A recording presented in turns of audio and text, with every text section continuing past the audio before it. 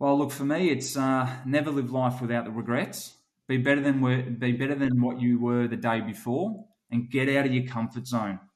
You got to get out of your comfort zone. So that's the advice that I stand by and offer. This is the Sales Babble Podcast, episode 341, How Buyers Test Salespeople, an interview with Alex Bompane.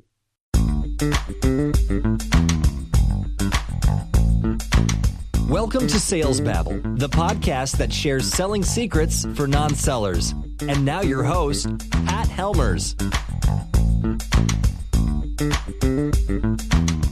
Hello, Sales Babblers. This is Pat Helmers, and today we meet Alex Bompane. He's the founder and owner of Alexium, a company that provides high-performance training that inspires growth. Alex has climbed the ranks and led multiple teams, departments, and businesses within the automotive industry. That's right, Alex has been a car salesman. Today in the interview, Alex and I discuss how buyers test salespeople, what salespeople can do to build trust, and one way of doing this is to simply ask the question, hey, can I ask you? And so, with no further ado, let's get to it. Welcome, Alex. Are you ready to babble? Yes, I am. Alex, we're chatting today on Zencastr here, and you're in Australia, and I'm up here in Chicago. That's quite a ways away. Oh, look, it's only just a short journey around the corner, I think, isn't it? Or is it a big plane ride? One of the two, but yeah, we're on the other side of the planet. It is. I actually lived in Thailand about 3-4 years ago for a while, and I thought, well, Australia can't be that far away. It was still like thousands and thousands of miles away. I talked to an Aussie, and they were like, yeah, it was like a 9-hour flight. I'm like, what? Yeah. Australia is far, far away. Yeah, I know. And that's the thing. When you live in Australia, having to trek overseas, you always want to make sure you go for a minimum 3-4 week period. But when you're overseas, it's much easier to travel around for a week or two, and it's much more cost efficient. But that's where we are, and it's a beautiful place. But this is not a travelogue. The reason I had you on the podcast is because of your sales expertise. You've been selling for quite some time. Yeah, since the early 2000s, of course. So long time, actually. And from what I read here, it's mostly B2B?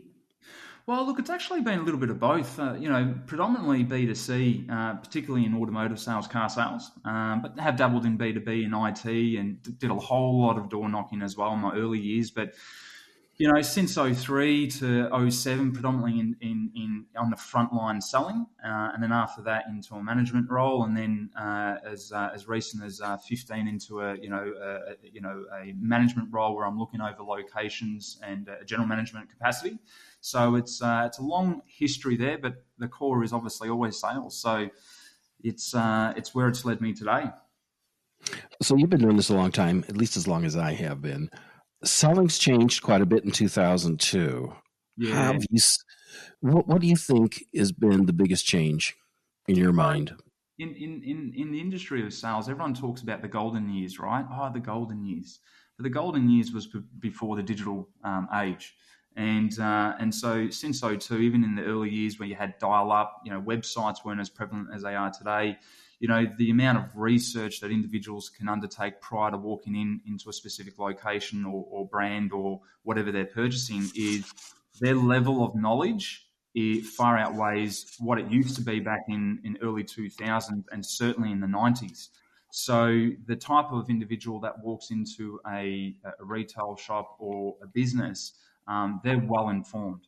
So over the years, it's how do we combat that, and how do we use the process that we have in order to make sure that person has a great experience.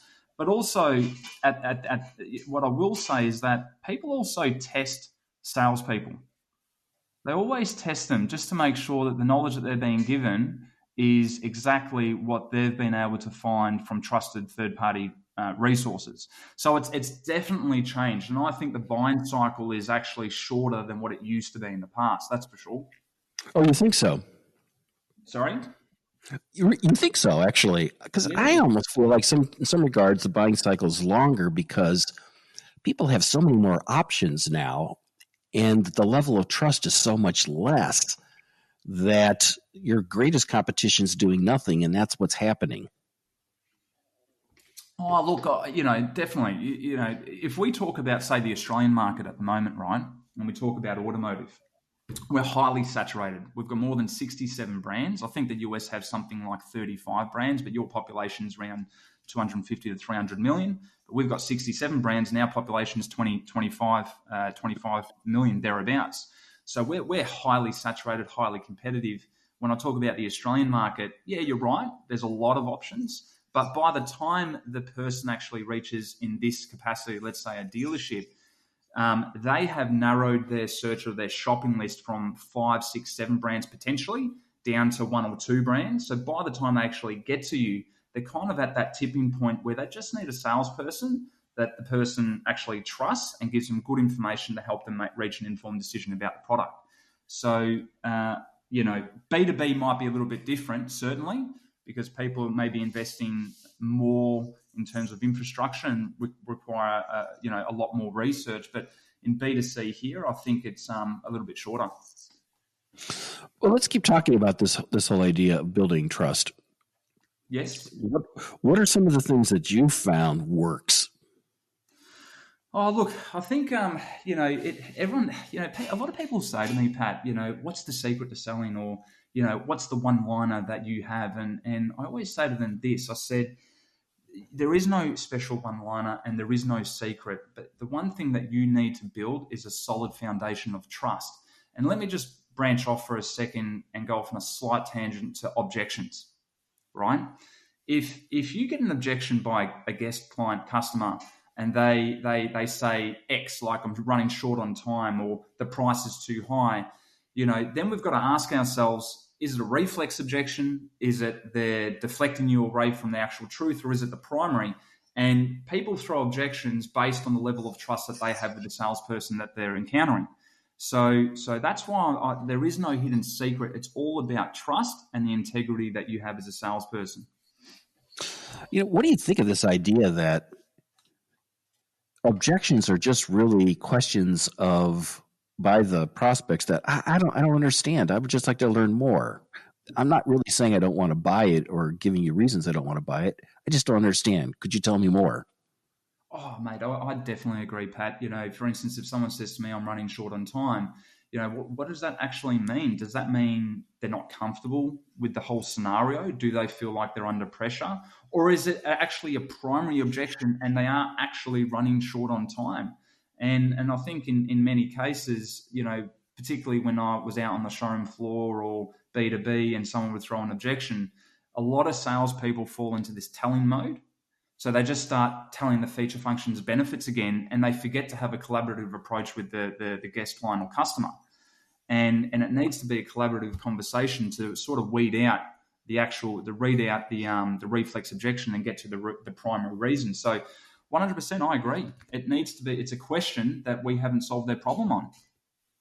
So how do you create a collaborative conversation?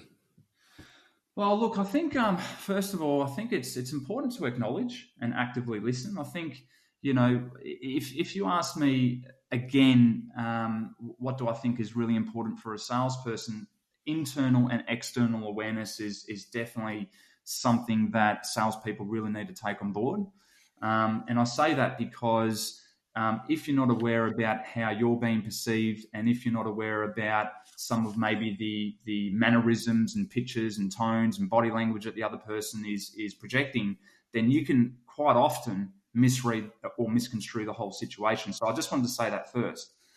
But I think when it comes to figuring out what is the primary deflection, reflex, or primary, for instance, if someone says to me that the price is too high, then rather than telling them why you can't do that price, it's really important to ask a series of questions to get their guest to logically tell you why you can't do that price. It's a very different approach. It's kind of like Yes, I like this. Keep going.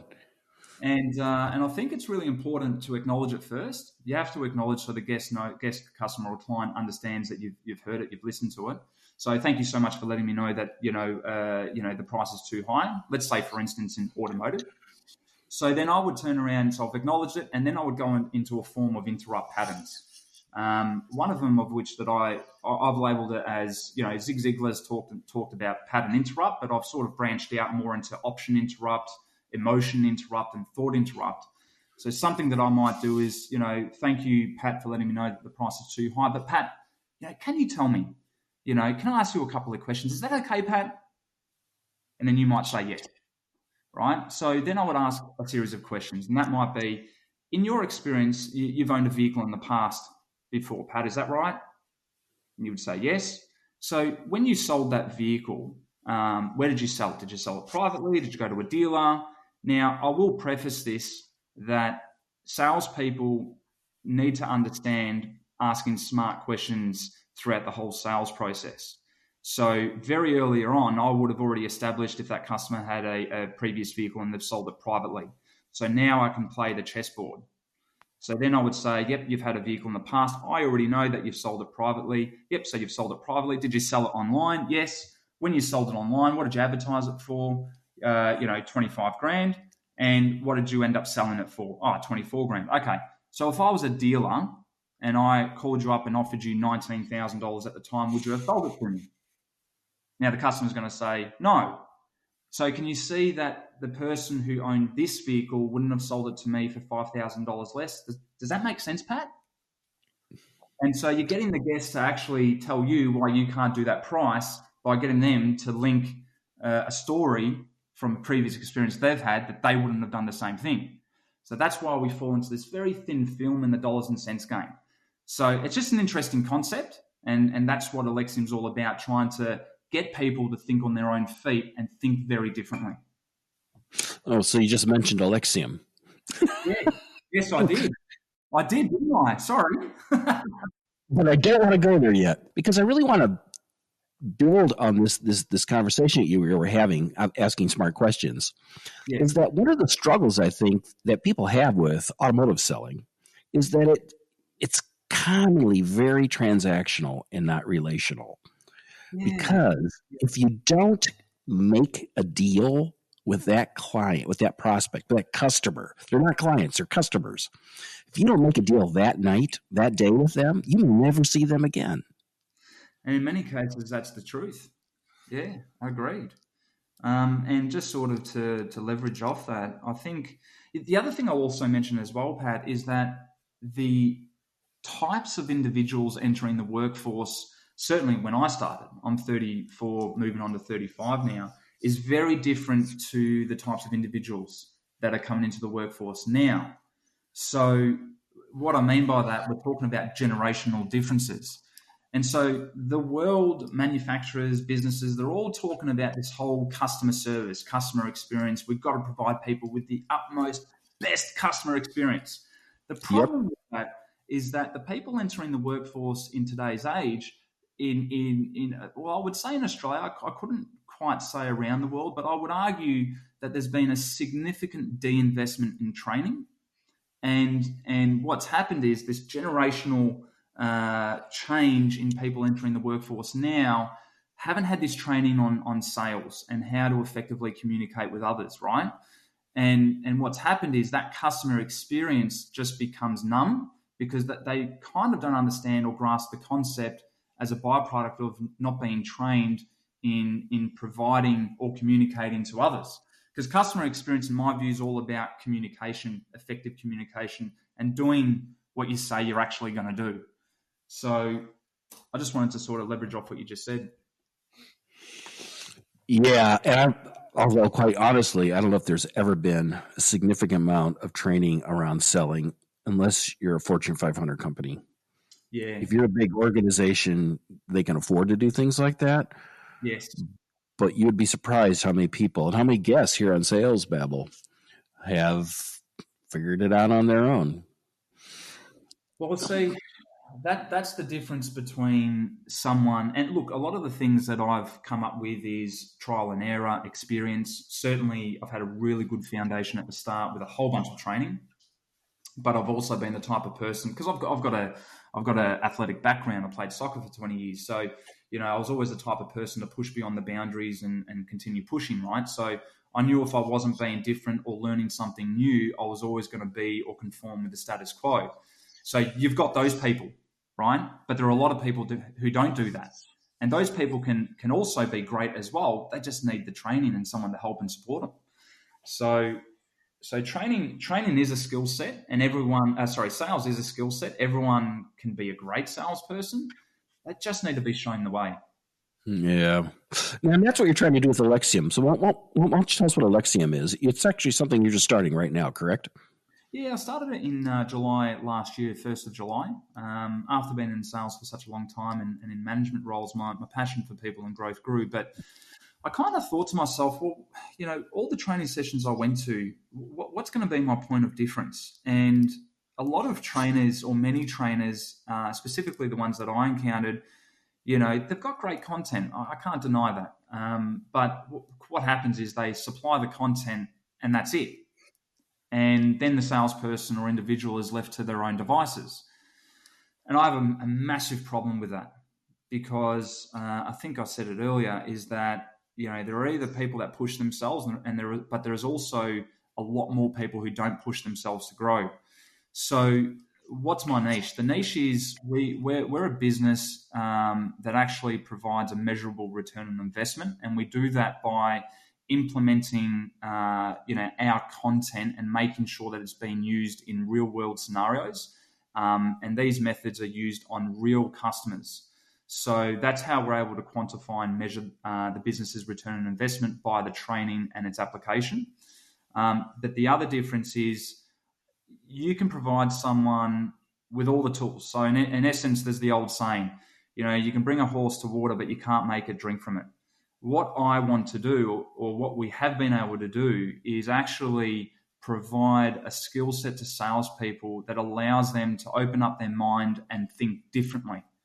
Because what might work today may be a little bit different next year, 5 years or 10 years down the track. So I actually train people and thought-provoke salespeople to actually come up with their own ways and think and behave differently. So hopefully that sticks and then gives them that sales acumen that they can actually take into the future. So that's the other point of difference that we do as well. What's the mindset you think is the ideal for salespeople? There's lots of salespeople in the Ethernet who have lots of different points of view, and I can think of like 10 right now, and they would all disagree with each other. Pat, this is the mindset you gotta have. In your mind, what is the mindset of a successful sales professional? Look, I'll put it this way: is that salespeople love to elaborate and talk a little bit more than they should, right? And probably perhaps I'm one of those people. But salespeople say to me in the past, that guy's an idiot, or he's a tire kicker and whatnot. And I said, no, that person just has a different personality trait to you. You need to combat that personality trait. So if we tie that back into, it's not a one-size-fits-all approach, but I think the core values, we've got to go back to values and ethics. I think salespeople need to make sure that their honesty and integrity is in check, and their moral compass is well and truly pointing to true morality, right? So that's one thing. The other thing is that they have to have a growth mindset. Mate, I could tell you there's a lot of training sessions that I do, right? And it's interesting when you sit out the front and you're facilitating, you're coaching and all that sort of stuff. There are those who are really taking on board what you're saying, and you can see them implement it where they get back. And then there are those that are just closed and they think they know everything. I don't know everything, but I'm willing to learn more. And it's kind of like this podcast. I'm going to pick up things off this podcast from things that you say. So people have to have a growth mindset and actually just do it. So there's a podcast, there's a thing from Dan Pena, and he says, just go out and effing do it. So that's really important as well. Without that, you can't grow. I love it. Alex, how can people find you online? Well, look, I've got a website. It's www.alexium.com. It's under construction at the moment because I'm coming up with a platform. But you can reach out to me on LinkedIn via Alex Bompane, and you'll see a lot of content going up there over the next couple of weeks and months. as we're going through it. So that's how you can reach out to me, or email me at abompane@alexium.com.au. I'll make sure and put that link in your LinkedIn link in the show notes. And as that website comes online, I'll make sure and keep that up to date.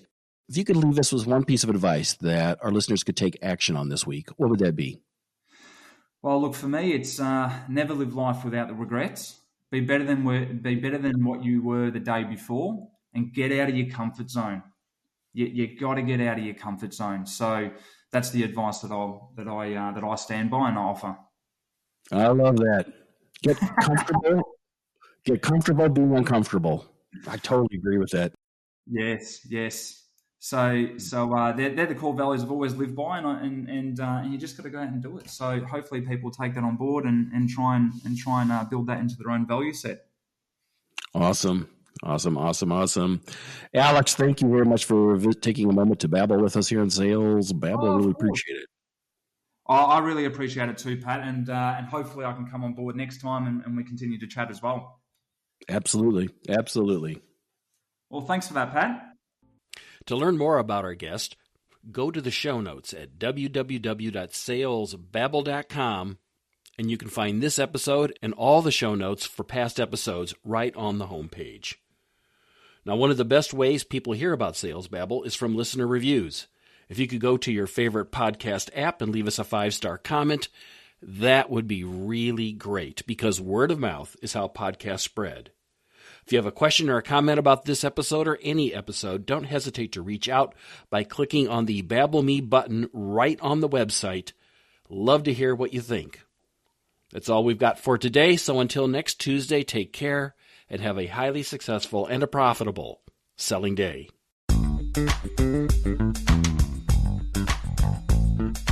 Thank you for listening to the Sales Babble podcast. Find us at www.salesbabble.com.